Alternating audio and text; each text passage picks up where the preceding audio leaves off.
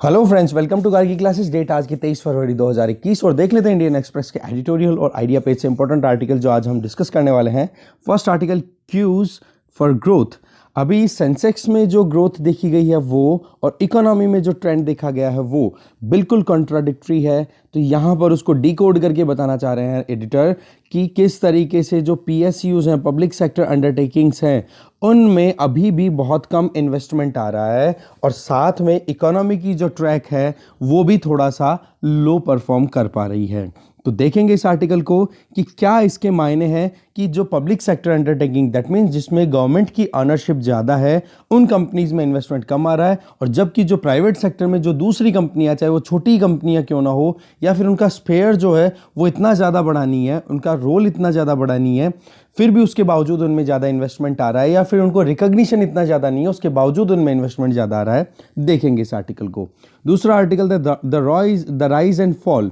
इस आर्टिकल में डेमोक्रेसी जो है किस तरीके से बनती है और किस तरीके से बिगड़ती है, और वो ट्रेंड आज इंडिया में देखा जा रहा है। ज़बरदस्त तरीके से गवर्नमेंट ऑफ अभी करंट रिजीम को क्रिटिसाइज किया जा रहा है। देखेंगे कुछ आर्टिकल, कुछ पॉइंट जो हैं वो काम के हैं, और वाकई में क्रिटिसिज्म जो है वो इनके पीछे इन्होंने आर्ग्यूमेंट भी अपने दिए हैं, वो जानने की कोशिश करेंगे। ठीक है, तो दो आर्टिकल ये हो गए। फिर तीसरा आर्टिकल जो हम डिस्कस करेंगे वो है ये वाला, द राइट्स ऑफ माइग्रेशन। अभी नीति आयोग ने एक draft policy on migrant workers अपनी तरफ से रिलीज़ की है, जो कि एक बहुत ही अच्छा कदम बताया जा रहा है कि कम से कम एक रिकग्निशन तो मिलने लगा ना माइग्रेंट वर्कर्स को, जब से ये लॉकडाउन लगा है।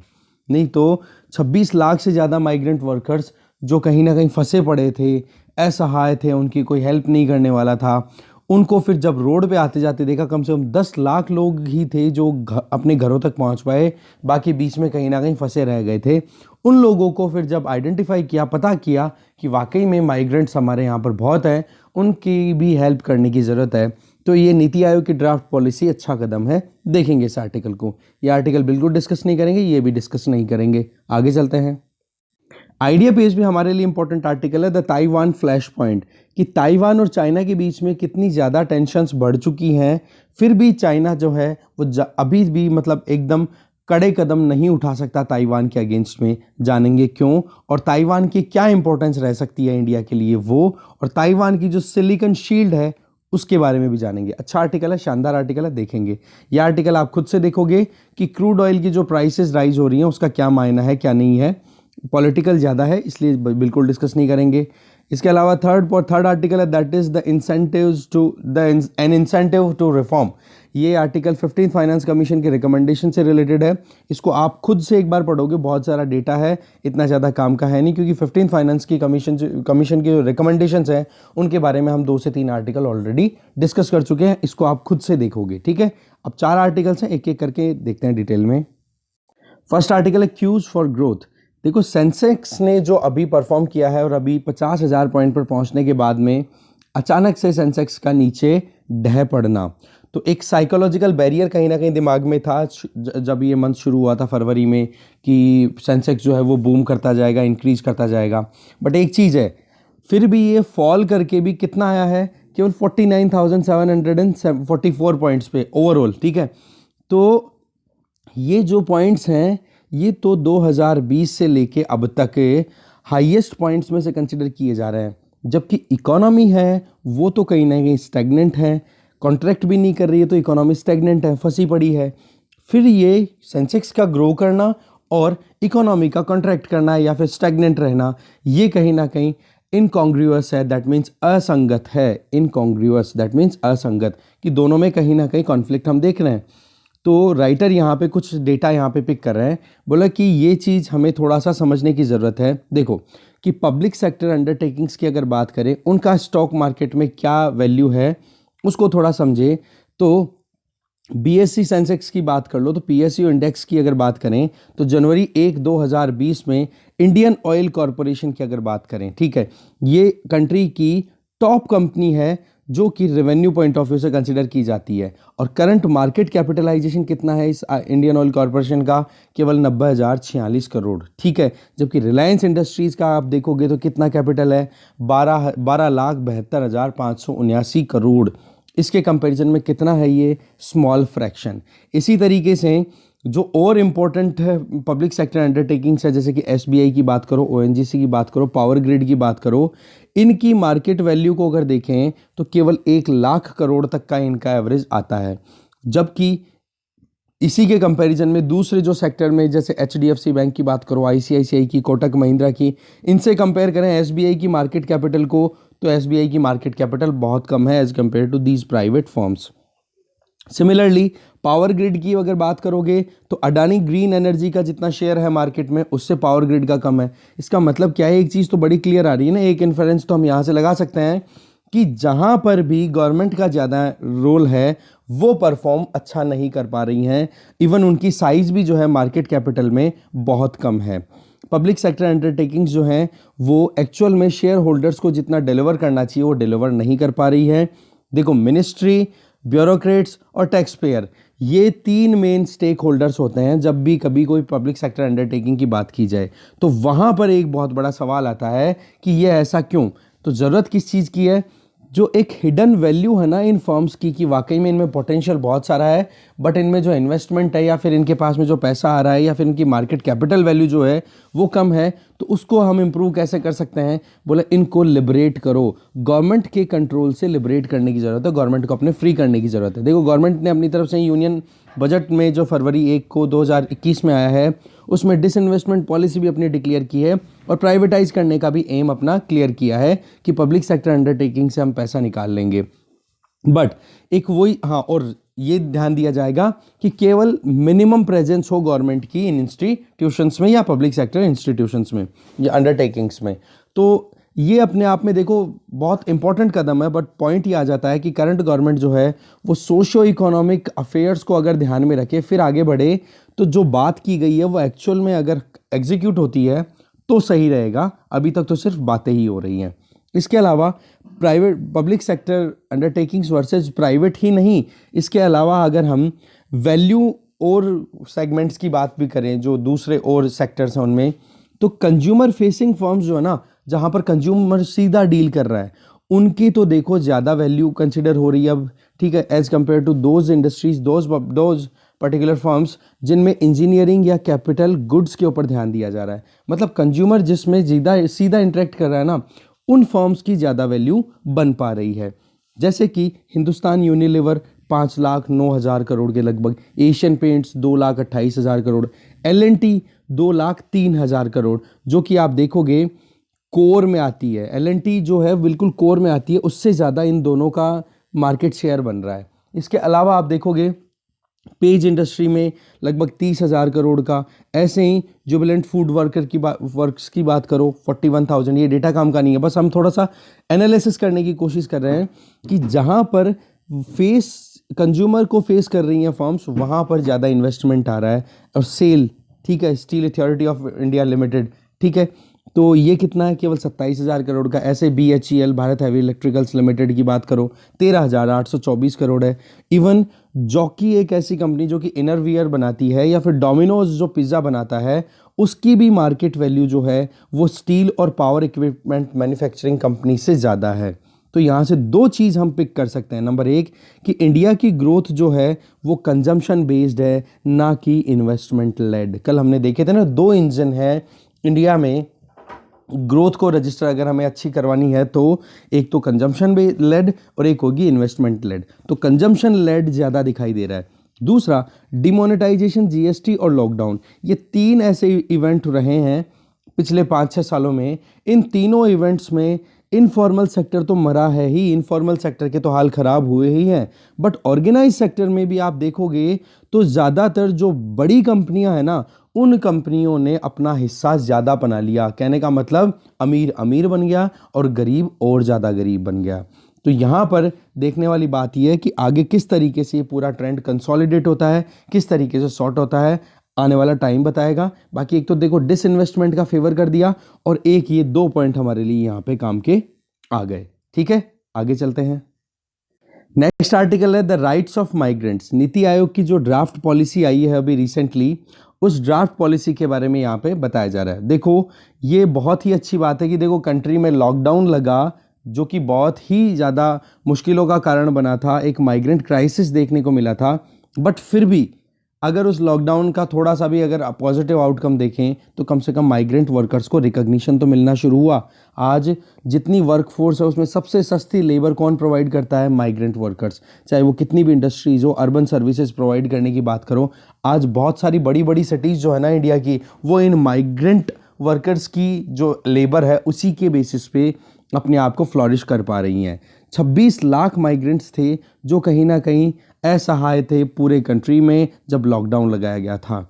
इसमें आप देखोगे चीफ लेबर कमिश्नर ऑफिस ने अपनी तरफ से पार्लियामेंट को बोला कि लगभग 10 लाख माइग्रेंट्स ऐसे थे जो घरों को पहुंच पाए थे कोविड-19 क्राइसिस के टाइम पे। फिर भी आप देखो जो फंसे हुए थे उनमें से 16 लाख लोग कितना ज़्यादा परेशान रहे होंगे। इसके अलावा हज़ारों लोग ऐसे थे जिनमें औरतें भी थी, बूढ़े लोग भी थे, बच्चे भी थे जो हाईवेज रेलवेज के पास करते करते अपने गांवों तक पहुंचे थे वर्क प्लेस को छोड़ करके। तो इस कंटेक्स्ट को ध्यान में रखते हुए नीति आयोग ने अपनी तरफ से एक ड्राफ्ट नेशनल पॉलिसी तैयार की है माइग्रेंट वर्कर्स पे। तो ये एक वेलकम फर्स्ट स्टेप है कि वाकई में जितनी परेशानियां इनको देखी तो कम से कम इन माइग्रेंट्स की कंडीशन को इम्प्रूव करने के लिए एक एमिलियोरेटिंग कदम बताया जा रहा है, मतलब इम्प्रूवमेंट लाने वाला कदम बताया जा रहा है, क्योंकि ये लोग जो हैं बहुत ज़्यादा इनह्यूमन कंडीशन में रह रहे हैं। इनको रहने के लिए भी सही जगह नहीं मिलती, ड्वेलिंग के लिए जो प्लेसेस हैं वो भी प्रॉपर नहीं मिलती, खाने की भी सिक्योरिटी प्रॉपर नहीं है। ड्राफ्ट ने हाईलाइट किया है कि माइग्रेंट लेबर को जो है वो पूरा कंट्रीब्यूशन मिलेगा, क्योंकि अब क्या है, देखो हमें ये चीज़ तो क्लियर पता है ही कि ये ड्राफ्ट ने भी हाईलाइट किया है कि माइग्रेंट लेबर जो है वो इंडिया की इकोनॉमी को कॉम्पिटिटिव बनाने में बहुत इंपॉर्टेंट रोल प्ले करता है। तो ज़रूरत किस चीज़ की है? एक राइट बेस्ड अप्रोच की कि इनके अधिकारों को भी रिकॉग्नाइज किया जाए, जो कॉम्प्लेक्सिटीज़ है हमारे पूरे सिस्टम में उनको एड्रेस किया जाए, क्योंकि एक सर्कुलर माइग्रेशन हम जानते हैं। देखो सीजनल बेसिस पे भी आप देखोगे तो एग्रीकल्चर में जब सीज़न अच्छी आती है तब लोग या माइग्रेंट वर्कर्स जो हैं वो सिटीज़ को छोड़ करके वापस एग्रीकल्चर एक्टिविटीज़ में आ जाते हैं।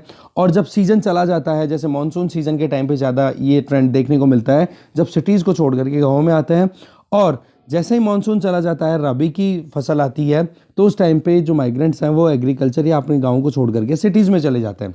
तो ये जो एक सर्कुलर माइग्रेशन पैटर्न है ना, इसको रिकॉग्नाइज करने की ज़रूरत है। इनकी जितनी भी परेशानियां हैं, जितनी भी वल्नरेबिलिटी हैं, जितनी भी मुश्किलें हैं, और या फिर जो ये एजेंसी है, एजेंसी का मतलब ये माइग्रेंट वर्कर्स का पूरा एक आप कह सकते हो प्लेथोरा है, ये पूरा जो ग्रुप है, इनको आइडेंटिफाई करना चाहिए और इनकी प्रॉब्लम्स पर ध्यान देने की ज़रूरत है। जब लॉकडाउन लगा था उस टाइम पर एक चीज़ बड़ी शॉकिंगली एक्सपोज हुई कि माइग्रेंट वर्कर्स का लगभग ऑफिशियल डेटा में कोई मतलब वहाँ पे एग्जिस्टेंस ही नहीं है, या फिर इनविजिबल है वो, माइग्रेंट वर्कर्स को ऑफिशियल डेटा में रिकॉग्नाइज ही नहीं कर रखा। तो ये बहुत ही दुखद बात थी। तो ये जो एब्सेंस है, इस एब्सेंस का मतलब ये क्या हो गया कि इनको मिनिमम सोशल प्रोटेक्शन प्रोग्राम भी स्टेट्स के द्वारा प्रोवाइड नहीं किए जा रहे हैं, वो एक्सेस ही नहीं कर पा रहे हैं। चाहे वो फूड सिक्योरिटी की बात करो, चाहे इंश्योरेंस की बात करो, या कोई और बेसिक नीड्स की बात करो, वो प्रॉपर्ली यूटिलाइज ही नहीं कर पा रहे हैं, चाहे गवर्नमेंट जो है वो प्रोवाइड कर रही हो। इसके अलावा ह्यूजली डाइवर्स और डिसएग्रीगेटेड, मतलब बहुत सारे लोग अलग अलग रीजन से आते हैं, और साथ में डिसएग्रीगेटेड का मतलब उनका कोई कंसोलिडेटेड फॉर्म में या एक साथ कोई डेटा प्रॉपर ना होना, और उनका एक साथ इकट्ठे होकर के कोई यूनियन बनाना, ना कोई उनकी एजेंसी है जिनमें ये कह सके कि माइग्रेंट वर्कर यूनियन है जो कि अपनी पावर्स के लिए बार्गेन कर सके कलेक्टिवली कि भाई हमें हमारे अधिकार दो।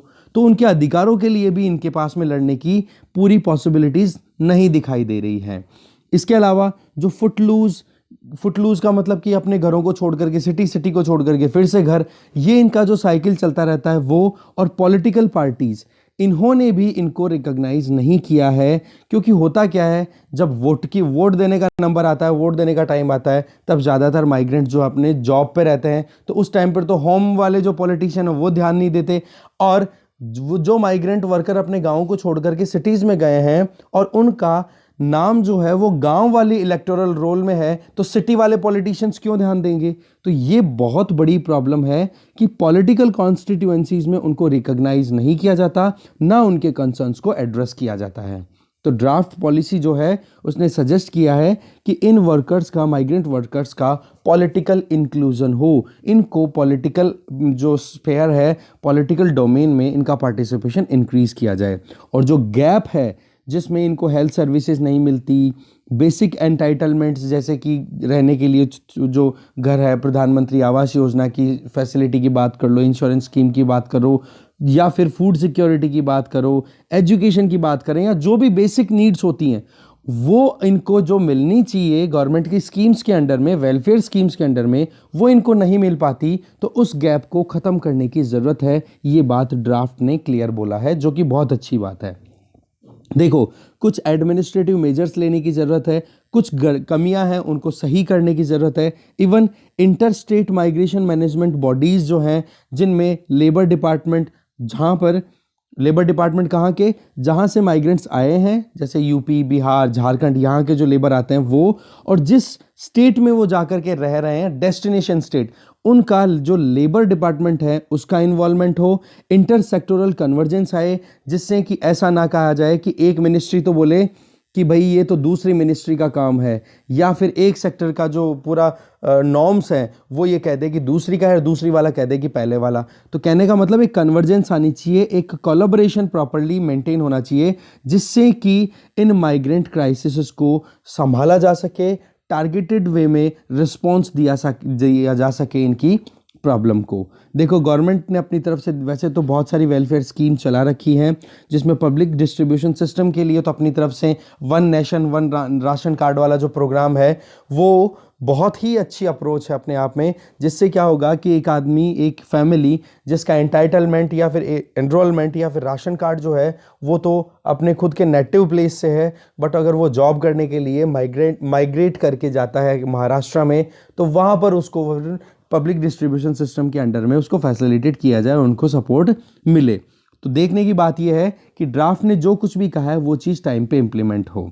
ठीक है, वेलफेयर और सोशल सिक्योरिटी, ये दो चीज़ें बहुत ज़्यादा ज़रूरी है, और इन माइग्रेंट वर्कर्स की एजेंसीज़ को आइडेंटिफाई करने के साथ साथ में इन पर ध्यान भी देने की ज़रूरत है, और एग्जीक्यूशन भी टाइम पर होने चाहिए। साथ में इन माइग्रेंट वर्कर्स का जो है पॉलिटिसाइजेशन होना चाहिए, मतलब जहाँ पर ये लोग रह रहे हैं वहाँ की पॉलिटिक्स में इनको रिकॉग्नाइज किया जाए, इनको यूनियन बनाने का मौका दिया जाए, इनको एजुकेट किया जाए, इनको अवेयर किया जाए कि आप अपनी बात को अकेले ना होकर के पूरा ग्रुप मिल करके अगर मनवाओगे तो मनाई जा सकती है। और वर्कर्स को मोबिलाइज करने की ज़रूरत है कि तुम्हारी जो नीड है वो कहाँ पर पूरी हो सकती है।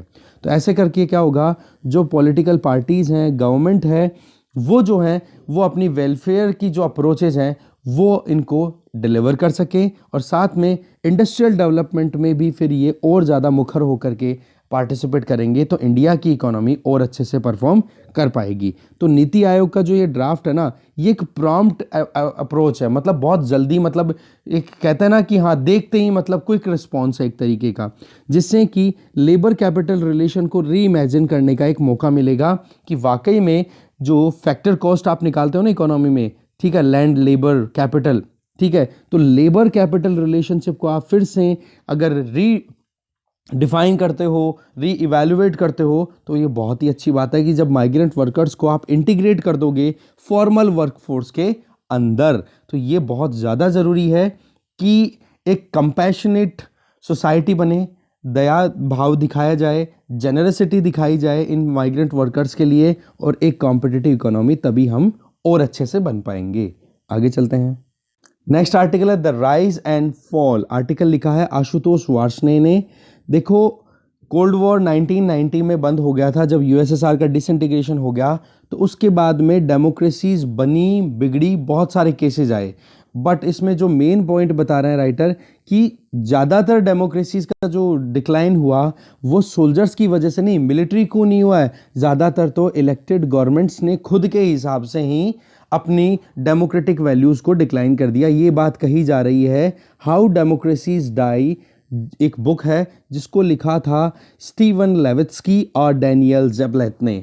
उन्होंने अपनी तरफ से कुछ पॉइंट्स उठाए हैं, और इसमें राइटर सबसे पहले तो उठा रहे हैं, देखो म्यांमार का, पाकिस्तान का केस तो ऐसा है कि म्यांमार में 2000, और थाईलैंड का केस अगर देखें तो ये केसेस तो ऐसे हैं जहां पर मिलिट्री ने कू किया, बट एक्चुअल में इस मिलिट्री कू के पीछे भी कहीं ना कहीं पॉलिटिकल विल थी, जो इलेक्टेड गवर्नमेंट थी उसकी वीकनेस या उसकी अपनी तरफ से एक पुश देना, एक स्टिमुलस प्रोवाइड करना, वो था। तो इसको बोला जा रहा है डेमोक्रेटिक बैकस्लाइड, कि अपने ही डोमेन में डेमोक्रेसी का डिक्लाइन करना। और ये एक नया कॉन्सेप्ट निकल के आ रहा है। देखो बहुत सारी गवर्नमेंट जो हैं वो अभी करंटली डेमोक्रेसी को कहीं ना कहीं सबवर्ट, दैट मीन्स उनको डिक्लाइन या फिर वीक करने की कोशिश कर रही हैं।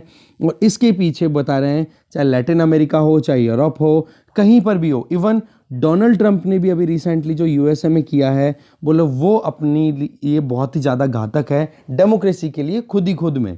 ठीक है, डेमोक्रेसी का अगर देखो जन्म या फिर रेजिडेंस, दोनों चीज़ें अगर देखो तो यूएसए अपने आप में बहुत बड़ा एग्जाम्पल है डेमोक्रेसी की जब बात आती है। और वहीं पर अगर इस तरीके के घात या अटैक डेमोक्रेटिक सिस्टम पे होते हैं तो वो बहुत ज़्यादा गलत हो जाता है। देखो लेजिस्लेशन की अगर बात करें, यहाँ पर जो मेन चीज़ है ना वो ये बताई जा रही है कि जो अनडेमोक्रेटिक लेजिस्लेशन है वो पास हो सकते हैं और एग्जिस्टिंग लॉज हैं उनको मैनिपुलेट किया जा रहा है। ऐसे करके ये दोनों चीज़ें मिलकर के अंडरमाइन कर रही हैं डेमोक्रेसी को। ऐसे ही इस बुक में और क्या बताया गया है कि जिस तरीके से ये बैक स्लाइडिंग हो रही है उसमें पॉलिटिशियंस जो हैं वो अपनी खुद की वही वोट बैंक या फिर अपनी खुद की आइडियोलॉजी को लेकर के आगे बढ़ते चले जा रहे हैं। अमेरिका की बात करो, अमेरिका का फ्रीडम हाउस है एक, स्वीडन का वी डैम इंस्टीट्यूट है, इनकी भी बोले एक रिपोर्ट आने वाली है जिसमें ये पता पड़ेगा कि इंडिया में डेमोक्रेसी कितनी क्या डिक्लाइन कर गई है, क्या नहीं कर रही है। अब बात आ जाती है इंडिया स्पेसिफिक, कि कश्मीर मुद्दे को लेकर के देखो या सिटीजनशिप अमेंडमेंट एक्ट को लेकर के देखो या प्रिवेंटिव डिटेंशन को लेकर के देखो या फिर जो 3 फार्म लॉज आ गए इनको लेकर के देखो, बोले ये तीनों के तीनों कहीं ना कहीं इंडिया में भी डेमोक्रेसी को डिक्लाइन होते हुए शो कर रहे हैं। देखो कभी भी कोई डेमोक्रेटिक थ्योरी की बात करें तो इलेक्शंस तो देखो नेसेसरी हैं, बट क्या इलेक्शन ही एक डेमोक्रेसी को डिसाइड कर देंगे, ये भी तो नहीं है ना। एक इलेक्शन 5 साल में एक बार होता है तो उन 5 सालों के दरमियान क्या हो रहा है वो भी तो इंपॉर्टेंट है ना। तो ओवरऑल जजमेंट डिपेंड करता है इलेक्शंस के बीच में गवर्नमेंट क्या परफॉर्म कर रही है। अगर डेमोक्रेटिक थ्योरीज की हम बात करें तो 2 तरीके के मतलब 2 kinds of post election requirement होती है, कि हाँ इलेक्शन के बाद में 2 चीज़ों की ज़रूरत होती है। एक तो ये कि जो 3 पिलर हैं डेमोक्रेसी के, जुडिशरी, एग्जीक्यूटिव और लेजिस्लेचर, तो उन तीनों में एक चेक एंड बैलेंस का काम होना चाहिए। और जो एग्जीक्यूटिव है, जो गवर्नमेंट है, उस पर चेक एंड बैलेंस का काम करे या तो जुडिशरी या लेजिस्लेचर। तो यहाँ पर राइटर सवाल सीधा उठा रहे हैं कि क्या लेजिस्लेचर या जुडिशरी अपना काम कर पा रही है। यहाँ पर सीधी सी बात की जा रही है कि बोला सिटीजन्स को बोलने का अधिकार नहीं दिया जा रहा है। इसके अलावा अगर वो प्रोटेस्ट ऑर्गेनाइज करना चाह रहे हैं उनको फ्रीडम नहीं दी जा रही है।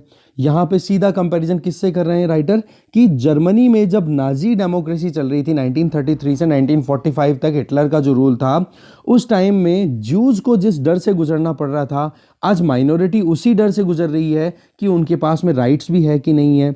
तो ये जो डेमोक्रेटिक बैकस्लाइडिंग है ना, ये कहीं ना कहीं इंडियन डेमोक्रेसी में भी एक कंसर्न का कारण बन रही है। ज़्यादातर जो लीडिंग स्कॉलर्स हैं जो डेमोक्रेसी के बारे में रिसर्च करते हैं, पढ़ते हैं, तो उन्होंने शुरुआत में अपनी तरफ से ही कहा था कि मतलब जिस तरीके से डेमोक्रेटिक वैल्यूज़ इंडिया में डेवलप हो रही हैं तो उसको ट्रेंड को अगर अभी तक पहुंचाएं तो 1975-77 के टाइम पे जो पूरा एक माहौल बना था ना, जिसमें एक सिस्टम बना था, जिसमें एक मतलब आप कहोगे कि मतलब डेमोक्रेटिक वैल्यूज़, इमरजेंसी का पीरियड हो गया ना, तो उस टाइम पर डेमोक्रेटिक वैल्यूज़ बहुत ज़्यादा डिक्लाइन कर गई थी। तो वो चीज़ें कहीं ना कहीं अब थोड़ा सेंस दिखा रही हैं। फिर राइटर बोलते हैं कि इकलौता एक डेवलपिंग कंट्री, ठीक है, जिसका नाम कोस्टा रिका, तो वो एक बेटर डेमोक्रेटिक रिकॉर्ड भी रखता है, जो कि छोटा सा कंट्री है और कंपैरेटिवली इंडिया के कंपैरिजन में साइज में भी बहुत छोटा है। जबकि इकोनॉमी को आप देखोगे, उस इकोनॉमी को पर्टिकुलरली, तो 6 टाइम वहाँ पर रिचर लोग रहते हैं, मतलब वहाँ की इकोनॉमी 6 टाइम ज़्यादा रिचर है as compare to India.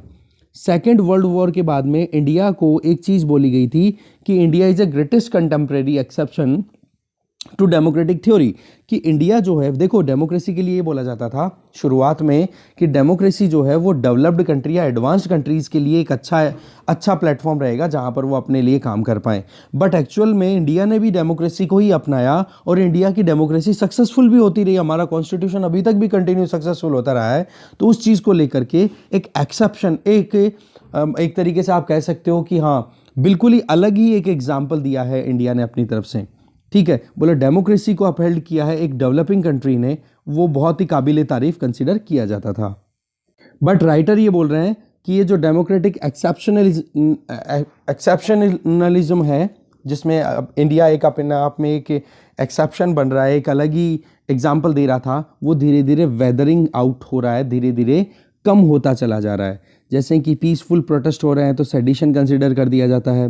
Religious exclusionary principal पे सिटीजनशिप दी जा रही है, जो सिटीजनशिप अमेंडमेंट एक्ट है उसमें क्या कहा है, बोला कि आसपास की जो तीनों जो कंट्रीज़ हैं वहाँ से जो भी माइग्रेंट्स आएंगे, जो भी आ रहे हैं, उन वहाँ से जो माइग्रेट करके आ रहे हैं उन लोगों में जो वहाँ के बांग्लादेश, अफ़गानिस्तान, पाकिस्तान में जो माइनॉरिटीज़ हैं उनको सिटीजनशिप यहाँ पे इंडिया में मिल जाएगी। ऐसे करके प्रेस की जो फ्रीडम है उसको कर्ब किया जा रहा है, जर्नलिस्ट को, न्यूज़पेपर्स को, उनको कर्ब कर रहे हैं। यूनिवर्सिटीज़ और स्टूडेंट्स पे आइडियोलॉजी को लेकर के अटैक हो रहा है। ऐसे ही जो आर्टिस्ट हैं, राइटर्स हैं, उनको डराया धमकाया जा रहा है, ब्रॉबीट मंच डराना धमकाना हो जाता है। इसके अलावा जो एडवर्सरीज़ हैं, जो सवाल उठा रही हैं गवर्नमेंट के ऊपर, उनको एनिमी कंसिडर किया जा रहा है। मॉब लिंचिंग है उसको सेलिब्रेट किया जा रहा है। ऐसे जुडिशल सर्विलिटी है, मतलब जो चटुकारिता बोला जाता है, सर्विलिटी का मतलब जो जुडिशरी है वो भी कहीं ना कहीं एग्जीक्यूटिव के पीछे पछलग्गू हो रही है। तो ये चीज़ें कहीं ना कहीं डेमोक्रेटिक वैल्यूज़ को डिक्लाइन करता हुआ हमें शो कर रही है। आज प्रिविलेज ओबीडियंस ज़्यादा ध्यान में रखी जा रही है बजाय कि फ्रीडम। कहने का मतलब जिनके हाथ में पावर है बोलो उनकी बात समझो और बाकी चीज़ों को आप इग्नोर करो। फ्रीडम डेमोक्रेसी का मेन जो है, एक इंडिविजुअल के राइट्स जो होता है ना, वो डेमोक्रेसी के लिए बहुत इंपॉर्टेंट है। जो चेक्स हैं एग्जीक्यूटिव्स के ऊपर, जो आप सवाल उठा सकते हो, वो वीक होते चले जा रहे हैं। इसके अलावा डेमोक्रेटिक थ्योरिस्ट ने अपनी तरफ से बोला कि ये जो अब इस डेमोक्रेटिक थ्योरिस्ट के हिसाब से अगर देखें तो ये पूरी जो आप देख रहे हो ना, ये जो एग्जाम्पल दिए हैं ये सारे के सारे डेमोक्रेटिक कंट्री के नहीं, बोले ये तो अथॉरिटेरियन रिजीम है जैसे कि चाइना में चलता है। बोला ऐसा कुछ लग रहा है। तो केवल इलेक्शन है ना, वो ही डेमोक्रेसी नहीं बनाता है। इलेक्शन के अलावा, इलेक्शन के बीच में जो चीज़ें होती है ना, उनको हम इग्नोर नहीं कर सकते, उन पर भी बहुत ज़्यादा जोर रहना चाहिए, तब जाकर के डेमोक्रेसी जिंदा रह सकती है। इसके अलावा बिगेस्ट इम्पैक्ट की अगर बात करें, डेवलपमेंटल जो भी चल रहा है, तो जो भी चेंजेस आ रहे हैं हमने देखे प्रीवियसली, ठीक है, इनका असर इंटरनल तो है ही बट एक्सटर्नली भी हमें ये चीज़ देखने को मिल रही है। तो राइटर यहाँ पे बोल रहे हैं कि चाहे पॉलिटिकल हो, चाहे लीगल हो, चाहे फिजिकल हो, चाहे फाइनेंशियल हो, कोई भी अगर टारगेटेड वे में अटैक किया जाता है एग्जीक्यूटिव्स के द्वारा तो उसका असर केवल डोमेस्टिक ही नहीं, इंटरनेशनली भी देखने को मिलता है। देखो राइटर यहाँ पे बोल रहे हैं कि जब प्रीवियस मतलब अभी मतलब करंट गवर्नमेंट है, वो उनका ये कहना है कि इंडिया की जो वैल्यू है या इंडिया की रेपुटेशन जो है वो अब बहुत ज़्यादा है वर्ल्ड में। तो राइटर इस पे थोड़ा क्वेश्चन तंज मार रहे हैं कि 2014 में जब इलेक्ट होकर के करंट रिजीम आया था, उसमें तो उनका कहीं ना कहीं एक वैल्यू इंक्रीज हो रही थी। उसकी वजह क्या थी? बोला चाइना को टैकल करने के लिए इंडिया के अलावा कोई ऑप्शन नहीं था और चाइना की इकोनॉमी उस टाइम पे अपने आप को असर्ट करना शुरू कर ही रही थी, तब जाकर के थोड़ा रिकॉग्निशन मिला। बट अभी चाइना जो है वो इंडिया की इकोनॉमी से लगभग 5 गुना बड़ी इकोनॉमी है।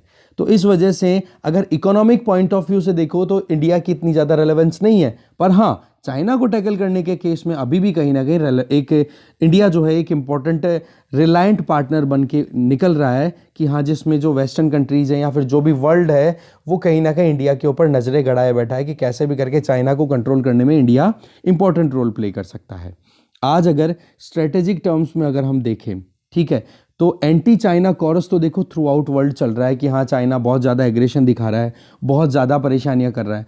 तो उस केस में डोमेस्टिक पॉलिटिक्स के साथ में जियो पॉलिटिक्स भी अब कहीं ना कहीं एड ऑन होती है। आज भी हमारे देखो कि किस तरीके से जो डिसएंगेजमेंट हो रहा था उसके बावजूद भी जो लोकल पार्टीज़ हैं, हमारी जो अपोजिशन की पार्टीज़ हैं, वो लगातार सवाल उठा रही हैं कि किस तरीके से डील किया जा रहा है, हमने लूज़ कर दी टेरिटरी को, चाइना ने ग्रैब कर ली हमारी टेरिटरी को। तो वो सारी बातें कहीं ना कहीं जियोपॉलिटिक्स और पॉलिटिक्स दोनों कहीं ना कहीं हैंड इन हैंड चल रही है।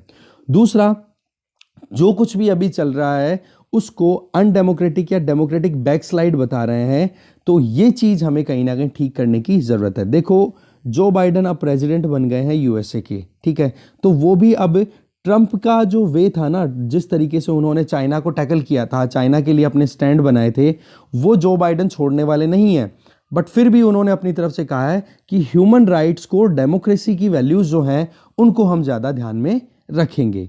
इसी तरीके से आप देखोगे जो एनुअल रिपोर्ट आती है फ्रीडम हाउस की तरफ से, उन्होंने अपनी रिपोर्ट में एक बार क्या कहा था कि जब से शुरुआत हुई थी अभी इस सेंचुरी की, ठीक है ना, तो यूनाइटेड स्टेट्स और उसके अलाइज जितने भी हैं, जिनमें मतलब जो डेमोक्रेटिक कंट्रीज़ हैं, उन्होंने इंडिया को एक पोटेंशियल स्ट्रेटेजिक पार्टनर के तौर पे कंसिडर किया था जब ये 21वीं शताब्दी शुरू हुई थी, और चाइना को काउंटरवेट करने में बहुत इंपॉर्टेंट रोल प्ले करेगा, स्पेसिफिकली इंडो पैसिफिक रीजन में। और ये चीज़ तो देखो है भी, इसमें डाउट ही नहीं है। बट इंडियन गवर्नमेंट ने जो डेमोक्रेटिक नॉर्म्स से अपना डिपार्चर अभी देखने को मिला है, जो अब दूर जा रही हैं डेमोक्रेटिक नॉर्म्स से, वो कहीं ना कहीं जो डिस्टिंक्शन है ना बीजिंग और न्यू दिल्ली में, उस डिस्टिंक्शन को, उस गैप को ख़त्म करती चली जा रही है। कहने का मतलब ये है कि इंडिया एक डेमोक्रेटिक कंट्री है, चाइना एक अथॉरिटेरियन रिजीम है, बोले दोनों में ज़्यादा कोई डिफरेंस देखने को मिलता नहीं है। वैसे तो आपको एक चीज़ तो मैं बता दूं कि जो इंटरनेशनल जो ये रिपोर्ट्स आती है ना, ये इंडिया को डिफेम करने के लिए भी बहुत कोशिशें करती रहती है, तो उस पर हमें ज़्यादा ध्यान भी नहीं देना। पर हाँ, हमें जानना भी ज़रूरी है कि हमारे जो कंट्री के क्रिटिक हैं वो क्या कहते हैं, क्योंकि अगर कहीं पे धुआं उठ रहा है इसका मतलब आग तो लगी है, ठीक है ना। तो इस तरीके से ये जानना हमारे लिए भी ज़रूरी है। तो अभी की क्वेश्चन क्या है कि इंडिया की जो डेमोक्रेसी है वो कितना डिक्लाइन कर रही है। क्या हम इमरजेंसी पीरियड के नियर बाई चल रहे हैं, कश्मीर मुद्दे को लो, या फिर पॉलिटिशियंस के अगेंस्ट में जो मास प्रोटेस्ट हो रहा है या उनका अरेस्ट हो रहा है, जो बेसिकली कश्मीर मुद्दे पे तो देखा गया है, कश्मीर में जो पॉलिटिशियंस हैं जिन्होंने प्रोटेस्ट किया, चाहे वो पीडीपी के लीडर्स हों, चाहे नेशनल कॉन्फ्रेंस के लीडर्स हों, उनको अंडर हाउस अरेस्ट कर रखा है। तो क्या इसी तरीके का आइडिया हम थ्रू आउट इंडिया देख सकते हैं? देखो, इंडिया में डेमोक्रेसी तब तक जिंदा है जब तक स्टेट्स में दूसरी political parties, regional political parties rule कर रही हैं और सेंटर में कोई बड़ी नेशनल पॉलिटिकल पार्टी रूल कर रही है। तो जब तक ये है तब तक हमारी डेमोक्रेसी बिल्कुल कंटिन्यू करेगी। और सीधी सी बात है, देखो डेमोक्रेसी में ऑपोजिशन का बहुत इंपॉर्टेंट रोल होता है, ऑपोजिशन का स्ट्रांग होना ज़रूरी है। आगे चलते हैं। नेक्स्ट आर्टिकल है the Taiwan flash point. Article लिखा हुआ है सी राजा मोहन के द्वारा। देखो, ताइवान सिक्योरिटी सिचुएशन की अगर बात करें तो अभी इकोनॉमिकली, पॉलिटिकली और मिलिट्री प्रेशर का सामना कर रहा है ताइवान चाइना से। और उसकी वजह क्या है कि लगातार ताइवान को अपनी एग्रेशन दिखा करके डराना, धमकाना। पर सबसे बड़ी बात क्या है कि ताइवान के ऊपर ज़्यादा कोई अटैक कर नहीं सकता चाइना, चाहे सर्विलांस कितनी कर ले, नज़रें कितनी गड़ा ले, क्योंकि यूएस और जापान जो है वो जल्दी से एंटर हो जाएंगे अगर थोड़ा बहुत भी लड़ाई का या वॉर की सिचुएशन क्रिएट होती है। तो इसके पीछे सबसे इम्पोर्टेंट वजह क्या है, वो है ताइवान की सो कॉल्ड सिलिकॉन शील्ड। ये सिलिकॉन शील्ड क्या है वो अब देखते हैं। देखो, सिलिकॉन शील्ड जो है वो ताइवान को प्रोटेक्ट करती है चाइना के एग्रेशन से। और इस बारे में एक जर्नलिस्ट हैं जिनका नाम रहा है क्रेग एडिसन, उन्होंने अपनी बुक में 2001 में ही ये चीज़ बता दी थी कि ताइवान जो है वो वर्ल्ड के लीडिंग सेमीकंडक्टर प्रोड्यूसिंग कंट्रीज़ में से एक है, जिन पे बेस्ड आज की टेक्नोलॉजी काम कर रही है। तो चाइना जो है वो अपनी तरफ से कोशिश तो कर रहा है कि कैसे भी करके इस आइलैंड को ऑक्यूपाई किया जाए, बट चाइना मिलिट्री पावर बहुत सारी होने के बावजूद भी ताइवान के इंडिपेंडेंस को क्रश नहीं कर सकता, ख़त्म नहीं कर सकता, क्योंकि इस सेमीकंडक्टर इंडस्ट्री के बेसिस पे ही यूएसए की बड़ी बड़ी कंपनियां फ्लॉरिश कर रही हैं। यूएसए की जो डिमांड है सिलिकॉन बेस्ड सेमीकंडक्टर इक्विपमेंट्स की या चिप्स की, वो ताइवान ही पूरी करता है। तो यही चीज़, और दूसरी तरफ चाइना भी है, वो बहुत हद तक ताइवान से आने वाली सेमीकंडक्टर चिप्स पे डिपेंडेंट है। तो ये जो चैलेंज है ना, ये बहुत बड़ा है। वैसे चाइना अपनी तरफ से कोशिश कर रहा है कि सेल्फ रिलायंट हो जाए इन सेमीकंडक्टर चिप्स को प्रोड्यूस करने में, बट फिर भी यूएसए जैसे कंट्री अगर इस पर रिलाई कर रहे हैं और यूएसए अगर अपनी सिक्योरिटी को या स्ट्रेटेजिक डिपेंडेंस को अगर थ्रेट में देखेगा तो डेफिनेटली इस बैटल में कूदेगा। तो इसी चीज़ को लेकर के चाइना अभी अपने आप पर रोक लगाए हुए हैं। ताइवान की सेमीकंडक्टर मैन्युफैक्चरिंग कंपनीज की अगर बात करें तो ग्लोबल मार्केट में लगभग 55% ये सप्लाई देती हैं। आप देख लो कितना ज़्यादा शेयर है ताइवान, जबकि एक छोटा सा आइलैंड कंट्री है चाइना में, ठीक है। तो ये चिप मेकिंग देखो बहुत एक्सपेंसिव अपने आप में एक सौदा रहता है, जिसमें इन्वेस्टमेंट बहुत ज़्यादा लगता है और कॉम्प्लेक्स डिज़ाइन तैयार करनी पड़ती है और कंटिन्यूस प्रेशर भी रहता है कि एक इनोवेशन भी आए, नई चिप्स बने। साइज़ देखो, आज फ़ोन की साइज़ देखो कितनी छोटी हो गई, कितने ज़्यादा फीचर्स आ गए हैं उसमें। एक लैपटॉप को देखो कितने ज़्यादा फीचर्स उसमें आ गए हैं। तो ये जो इनोवेशन है, इन्वेस्टमेंट है, ये बहुत बड़ा चैलेंजिंग होता है। देखो यूएस और चाइना ये दो राइवल कंट्रीज़ है, इसमें कोई डाउट नहीं है, ठीक है। बट दोनों राइवल कंट्रीज़ अगर वहाँ पर कुछ भी अगर गड़बड़ होता हुआ देखते हैं तो चाइना का इंटरवेंशन ताइवान में यूएसए को ऑटोमेटिकली खींच के ले आएगा।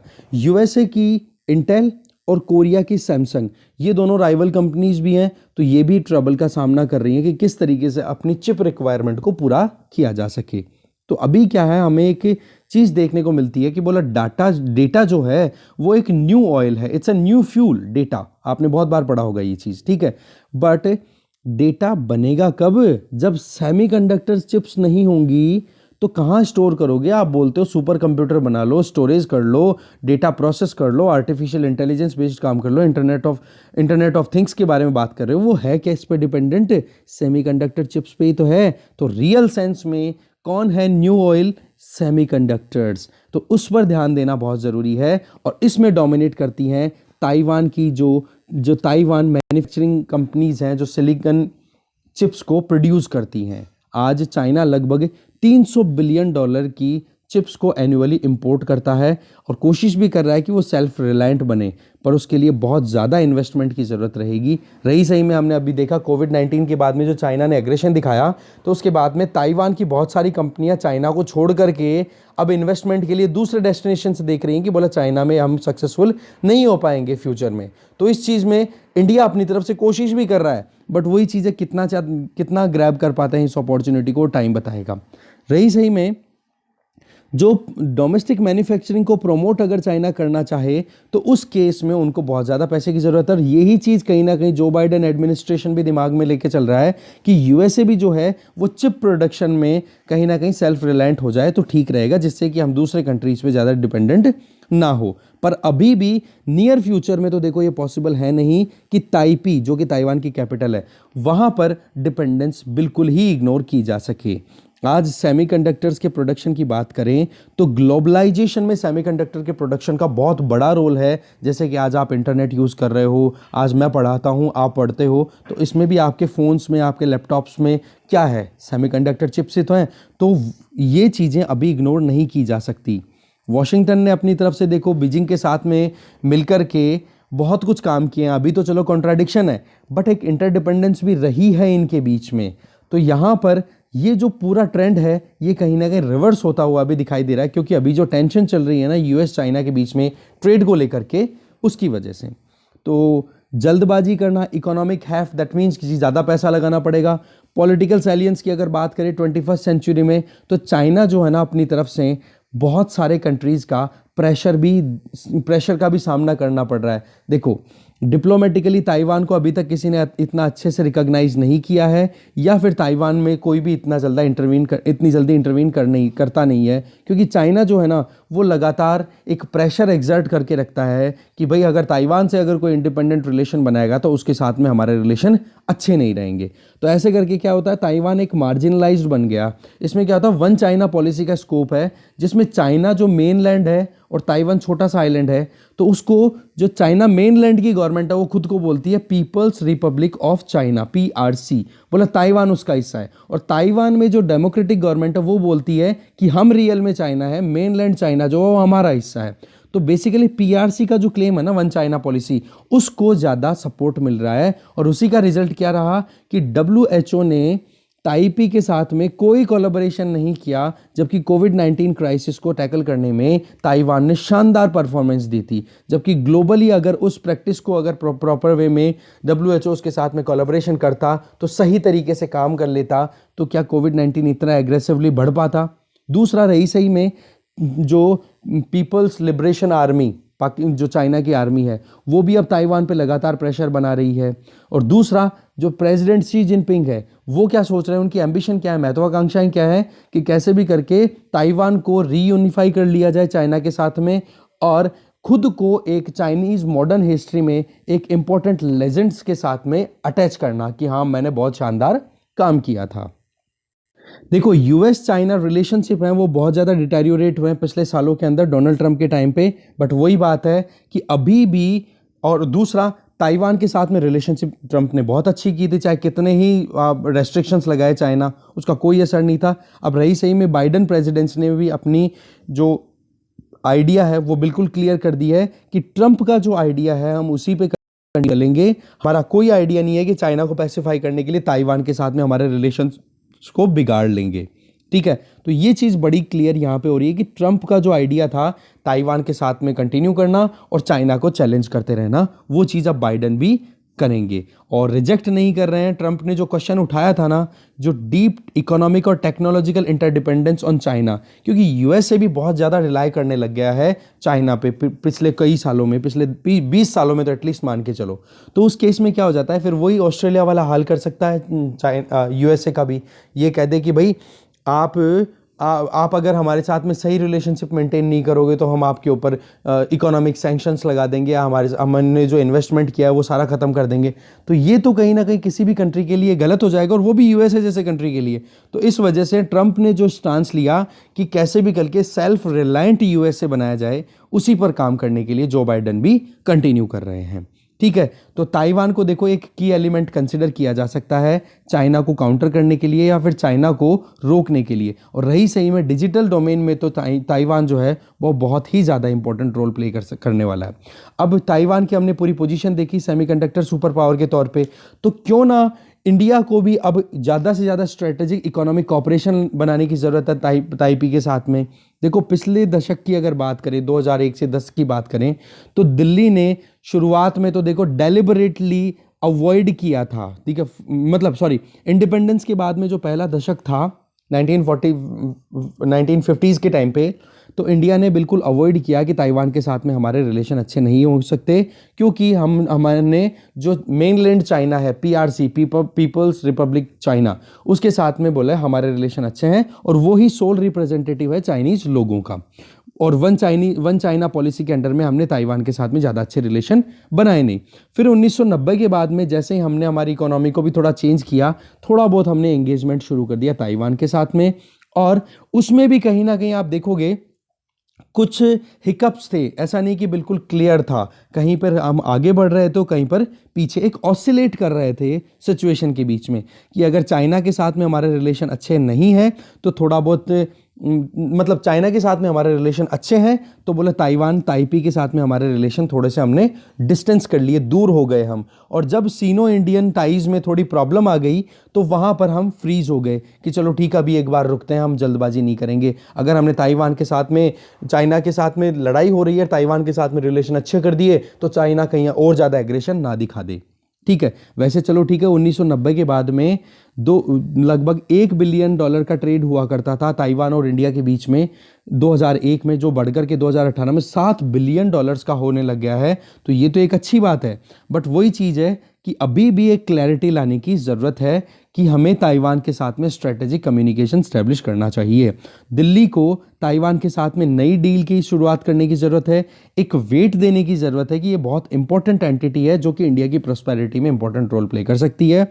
दिल्ली को वन चाइना पॉलिसी डिस्कार्ड करने की ज़रूरत नहीं है, ना अभी तक किया है, बट हमें ताइवान को एक स्कोप देने की ज़रूरत है, ताइवान के साथ में हमें एंगेज करने की ज़रूरत है, क्योंकि ताइवान की जो कंपनियां हैं जिन्होंने चाइना में इन्वेस्ट कर रखा था वो चाइना से अब उठ रही हैं और इंडिया उनको एक स्पेस प्रोवाइड कर सकता है। बट टाइम देखने वाली बात है कि कितना ज़्यादा हम उन कंपनियों को अपनी तरफ अट्रैक्ट करने में सक्सेसफुल हो पाते हैं। इसी तरीके से ताइवान के साथ में अगर हम एंगेज करते हैं तो देखो यूएसए और चाइना की टेंशन तो देखो कंटिन्यू है ही, इस टेंशन का हम फायदा भी उठा सकते हैं ताइवान के साथ एंगेज करके। ठीक है, इससे क्या हो जाएगा कि अगर चाइना कहीं पर भी ताइवान के साथ में कुछ गड़बड़ करता है तो देखो यूएसए तो आएगा ही, और इसी ताइवान को लेकर के अगर हमारे साथ में चाइना के रिलेशन बिगड़ते हैं तो उस केस में भी फिर यूएसए के ऊपर ऑब्लिगेशन हो जाएगी कि वो इंडिया को सपोर्ट करे। बट बात यह है, देखो जो क्वाड के मेन प्रिंसिपल्स हैं कि इंडो पैसिफिक रीजन में जो मैरीटाइम कंस्ट्रक्ट है, जो भी एक्टिविटीज़ है, जो मैरीन नेविगेशन है उसको फ्रीडम देनी, वो सारी चीज़ें अगर हम करना चाहते हैं तो ताइवान बहुत क्रिटिकल रोल प्ले कर सकता है एशियन वाटर्स में, और चाइना को टैकल करने के लिए ताइवान अपने आप में एक इम्पॉर्टेंट एक पिलर का काम कर सकता है। इसके साथ आज का डिस्कशन यहीं खत्म है। Thank you very much.